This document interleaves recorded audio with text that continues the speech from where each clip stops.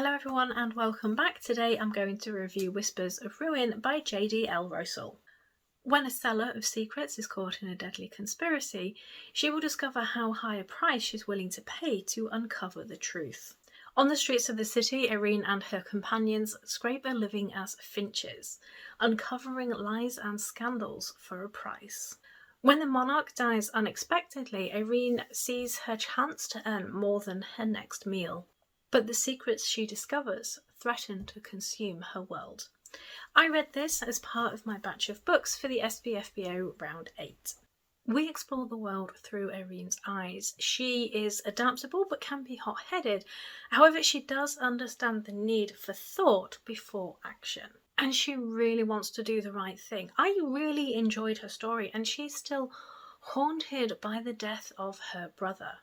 It was years before, and she's still searching for the truth of what happened.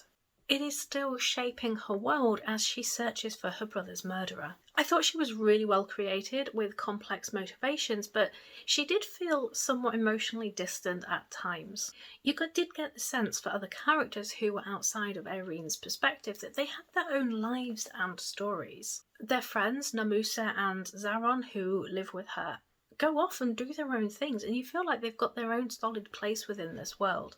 I would honestly love to read some of their adventures, see some of the things they get up to when we're not seeing what they're doing in the immediate situation of the story. The dynamic of the friendship between the three is somewhat, let's just say, interesting. There is loyalty there and so many different layers of experience and history. And we also meet so many side characters who also feel as though they have their own stories outside of the immediate main plotline. There are, however, some interludes with a different perspective. It all adds to the world, but the tone is really quite different between the two. One thing I did feel, though, towards the end is that there are a lot of characters here. We have a lot of people and stories to keep track of because there is so much going on. The story is quite slow at the start as there is a lot of world and detail to create. The amount of detail does make this a really well fleshed out place, but it does take time to get there. At the start of the chapters, we have some little snippets of the world and theology, which really helps to place things that we come across. There is a really detailed political and social hierarchy in this city, which did take a little while for me to catch up with. It is really quite a strict system, and you cannot be more than what your parents were, and it did give me a few questions about some of the structure of the world. After spending quite some time trying to fit all this together and then reading the book, there is a glossary and social hierarchy explanation at the end, which I think would have been quite helpful. The glossary is really quite useful because there are quite a few concepts and words for this world that are just placed without a lot of other context. You just need to try and figure out as you go. This is a really interesting setting to have a story. It's on the brink of famine.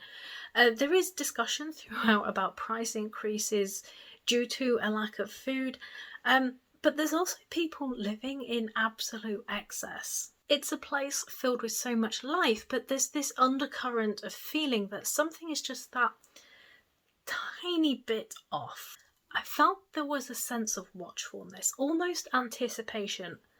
Something is going to kick off here.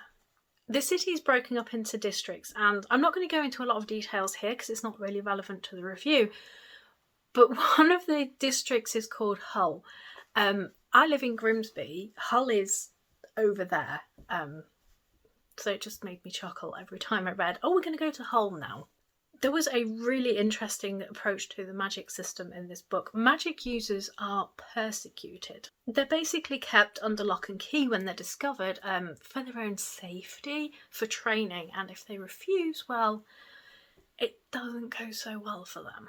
So magic users tend to hide and train in secret, and thus produced a really interesting side plot. I really enjoyed how this was written. It was so absorbing. At the heart of it, it's a murder mystery, and I really enjoyed how all the plots and schemes were discovered and untangled and how everything started moving towards the resolution. I also really enjoyed how the scope shifted through the story. At the start, we have Irene's really quite tight perspective in her world and her goings on and what she's up to.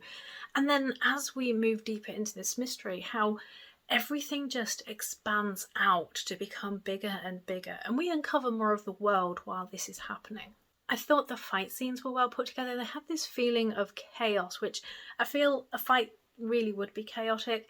And one thing, it sounds silly that I appreciated this, but it comes up so rarely in books, that being hit in a fight hurts for more than 10 seconds. Overall, I thought this was a fascinating, complex world full of life and so much to discover.